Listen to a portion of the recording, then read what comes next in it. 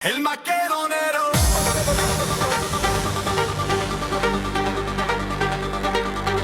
El maquedonero. Ретко сум бранал колеги, ако тоа ми се случило. Секој пат сум се покајал. Последен пат тоа беше у времето на Груевски, лустрира еден колега. Единствениот или меѓу ретките еден-двајца кои што јавно излегува да го бранат, бев јас. Не е битно што кажав, у тој период некаде се видовме, ми пристапи, ми се заблагодари од се срце, вика ти беше, сега не памтам дали единствениот ми рече или ретките од тие ретките што застанаа зад мене, добро. Истиот тој кога бев директор, ми се јави да ми се дере на телефон зашто во уметнички совет сум ставил ВМРО-овци. Можете да замислите. Тогаш го терав у пизду матер. Пак на љубезен начин, пошто постар колега, но го терав у пизду матер. Зашто тогаш во уметничкиот совет, кога сум бил директор, сум ставал ВМРО-овци? Објаснив дека тоа нема врска со партија, дека тие луѓе се поставиле трага како актери у македонскиот театар и у драмски театар особено, и дека сметам дека треба да бидат дел од уметничкиот совет. Кој што е советодавно тело, за тоа не ни зимаат они пари никако. Советодавно тело на директорот. Не се. И така ми се случило 2-3 пати, да бранам некого од филава, кога требало некој да застане зад мене, никој не застанувал. Или ај сега да не грешам душа, у ретки ситуации порано застанале некои кои што сега се во пензија или веќе не се живи за жал, но таа беше таа стара гарда. Сега што сакам да кажам последново, значи јас со Љутков не сум градел некои специјално топли, добри односи, не сме се дружеле, не сме седеле нешто по кафани, сме играле у неколку представи заедно. А прочитав едно соопштение на СДС, кај што вели дека, не знам, он ја уништувал културата со тие зборови. Не, се прво сакам да одговорам на таа работа. Прво, колку лесно се употребуваат, тој злоупотребуваат зборовите, фразите, па нека е тој од политичка партија, нека се работи тука и за политичка борба за политички поени, за власт, како сакате, кажете го тоа. Значи, само некој нормален малце да застане, да подразмисли, ке свати дека човек кој што цел живот живее од култура, вади лепо од култура, чија сопруга е исто така глумица, вади лепо од култура, значи издржуваат фамилија благодарение на културата, како може таков човек да работи против културата и да уништува културата? Тоа е една работа. Втора работа, ние може да спориме за тоа што тој направил додека бил министер, колку успел да направи, колку зависело од него, а колку не зависело од него, туку му биле врзани рацете. Оти да се разбереме, тоа Министерство за култура е џамбо џет кој што, како да ви кажам, не знам и дали е сосема исправен да го пушта да рула по писта, а камоли да лета. Затоа што тоа министерство со години, апропо на тој клиентелистички однос и партиско-клиентелистички, или како сакате тој етнички критериум за поделба на средствата, е катастрофален за тоа министерство. Се одливаат пари кај што треба и кај што не треба. Тоа се работи за милиони денари. Имате некои воопшто не ни заслужуваат, да кажеме, домови за култура или ваква, воопшто и да постојат.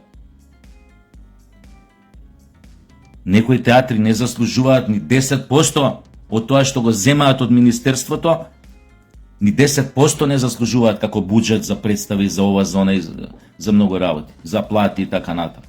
Затоа што ништо не покажале.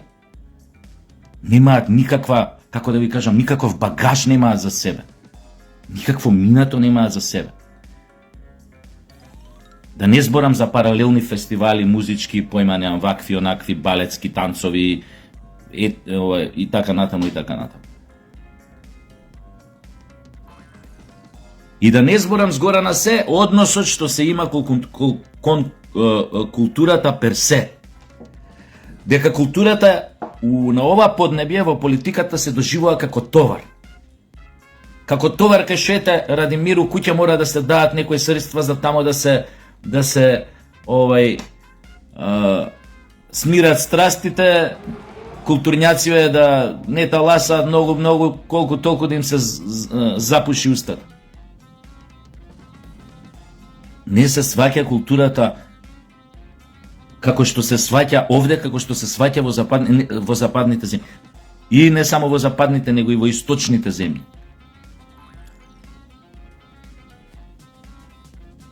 Не се сваќа низината функција, низината улога во едно општество. Прво, тука да почнеме, ја промашуваме работата, дрвото е криво засадено, да не одиме што се случува друго, како се делат средства, како ова, како она, по кој принцип, по кој критериум.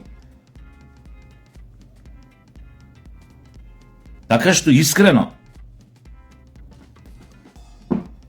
мене некој да ми понуди да бидам министр за култура, да ви кажам дека 99% шанс има да одбиам. 99, ако не и 100. Не се вози тој авион, просто кажано. Не можеш да го полеташ, толку има проблеми наталожено. Да, тоа се средува тамо, но со 100% поддршка од тие што те назначиле од партијата на власт. 100%. И да немаш милост тогаш. И да викаш ова аут, ова аут, ова аут, ова аут, толку ќе отпуштиме ауто. Каде? Толку ќе отпуштиме ауто. Има некој врата клата тамо цело време, ништо не работат. Така што, дури да си министр, сметлете на тоа дека рацете во голема мера ви се врзани. Врзани. Значи, без намера сега нешто да го бранам специјално Љутков, но ви кажам како стојат работите. А тоа дека сака да уништи културата, тоа нема врска, одма да ви кажам. Одма да ви кажам, не логично е. Човекот цел живот живее од таа култура, гледа семејство од таа култура, како да ви кажам. Не важно. Шо друго ми закопа очи тоа соопштение на СД што го кажа. Демек Љутков ја уништил културата, Вардар филм сакал да го стави под скутот на агенција за филм, нешто што продуцира, создава филма и да го стави под скутот на некаква бирократија, а исто ова беше исто за Струшкиве вечери на поезија, дека сака да ги тури во склоп на Домот на култура, да ги поништи како институција, да ги стави во склоп на Домот на култура браќа Миладиновци Струга. Овие Струшки вечери тоа го демантира, небитно. И меѓу другото стои тамо една реченица, вика у соопштението на СДС, вика тој Љутков ја уништил културата сега, кога живееме во време кога македонскиот јазик, идентитет е повторно оспорен.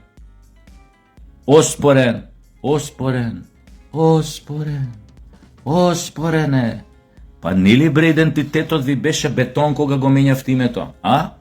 Нели идентитетот ви беше бетон кога го потпишувавте договорот за Бугарија, со Бугарија за пријателство во наводници? За како ви е тоа, за какво спорување на идентитетот зборите, бе, а? Толку чавката ви го исклюка мозокот, толку ви летна со се сиджим, па заборавате што направивте и што зборевте? Па нели според вас договорот со Грција е, не знам, после измислицине на Тесла нешто најдобро што некој го измислил. Иако Стеј Департментот не го измисли тој преспански договор, но ајде да кажеме вие дека сте го измислиле. Иако е тоа производ на ЦИА, но ајде вие сте го измислиле, у реду. Нели со тој преспански договор идентитетот бетон, камен, стена, блек стена, карпа на македонски. А за какво спорување сега зборите ве СДС? Кој тоа ни оспорува? Или не може да ни оспори, пошто е све бетон, све е бетонирано. Ја знам мафијана која ги бетонирала своите отпадници, предавници, некој од нив до ден денес не се најден, еве рецимо како Джими Хофа, тој што ги водеше сите синдикати во Америка. До ден денес не е најден, мислам. Пошто највеќе се претпоставува за бетониран дека негде во темелите на некоја зграда, деловна итн. Кој ти кажеш за бетониран, тоа значи дека никој не може тоа да го чепне, да допре до него. Како тоа ни е оспорен идентитетот? А, ќе објасни некој од вас? Или само ќе си јадеме говна кој ќе ни дојде и ќе забораваме на се оно што било. Ние не забораваме. Ние не забораваме. Ви го оспорувале идентитетот, ве заболе вас за идентитетот. Вие го донесовте во таа положба кај што е денес. Секој да може да го гази, да си игра со него, да се обидува да го избрише, да го расчеречи, да го истегне, да го измени. И после треба да зборуваме, извинете, не сваќам, треба да зборуваме за какво национално помирување. Какво бре национално помирување? Со кого национално помирување? Требаше партизанине после Втора светска војна да се национално да се помират со балистите, со четниците, со усташите, Тоа требаше да го направат. За жал, но тоа мора некој искрено да го каже.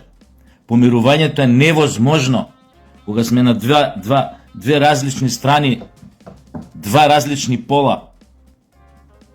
Како да се помириш? А најлицемерно од се, што истите тие што не фрлија на колена како народ, што ни го оспорија идентитетот, што дозволија идентитетот да ни стане монета за подкосурување, за пазарење поточно, истите тие сега, божем, се ставаат во одбрана на некаков си идентитет, пошто некој ни го оспорувал. А идентитетот бетон. Добро.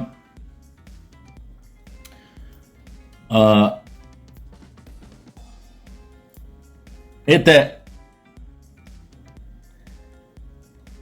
да искористам оваа ситуација, пошто разговаравме за култура цело време, уште еднаш да ги повикам.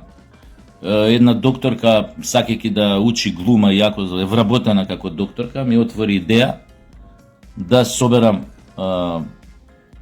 луѓе од различни професии, значи возрастни, не деца, кои што сакаат да видат како е тој процес на градење на лик, како се прави театар, како се прави представа.